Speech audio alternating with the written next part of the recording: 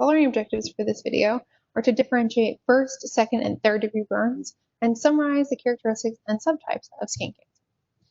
Burns are tissue damage caused by intense heat, electricity, UV waves, or chemicals. And the major issue with the burn is actually the fluid loss. So when you damage the skin, you're going to have fluid that starts to seep out from that burned surface, and you're going to have some dehydration and electrolyte imbalances, which can then lead, if untreated, to circulatory shock and kidney shutdown. So the most important thing when treating burn patients is to keep up their fluid levels.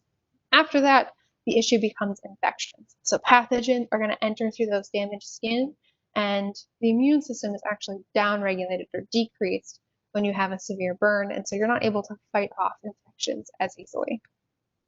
First degree burns, this is usually your typical sunburn. You've only damaged the epidermis, and so because of that, these are not painful. Again, the pain receptors are in the dermis. These are just red, swollen, kind of itchy, not too bad. Second degree burns, this is where you've hit the upper level of the dermis. Because of that, you're going to get pain, you're going to get the blistering because your epidermis and dermis have separated, but you're still going to get regrowth. Third degree burns, however, these are full thickness burns. So you've gone all the way through the dermis and you've actually destroyed the nerve endings. So they're not going to be painful, which is the unusual part because the nerve endings are gone, so there's no pain. The skin is blanched or blackened, and this generally needs grafting. So regrowth by itself is not possible. So you need to take skin from other areas and graft it over. Finally, let's talk about skin cancer. Skin cancer affects 1 in 5 Americans, and the number 1 risk factor is UV exposure. So use sunscreen always. The most common kind of skin cancer is our basal cell carcinoma. This is the least malignant or least deadly, and it's the slowest growing. So this is the easiest one to catch if you go to a dermatologist regularly, which you should.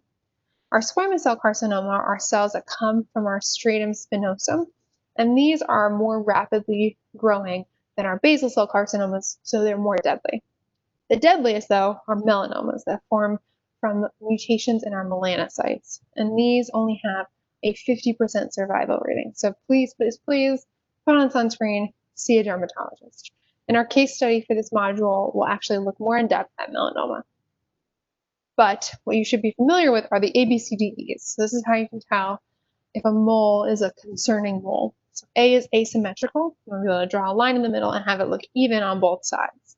B is for a border. The edges of early melanoma tend to be uneven or crusty or notched. C is for color.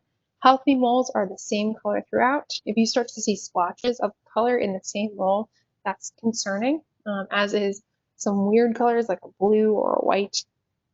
D is for diameter. You want to take a pencil eraser. If your mole is bigger than a pencil eraser, that's a problem.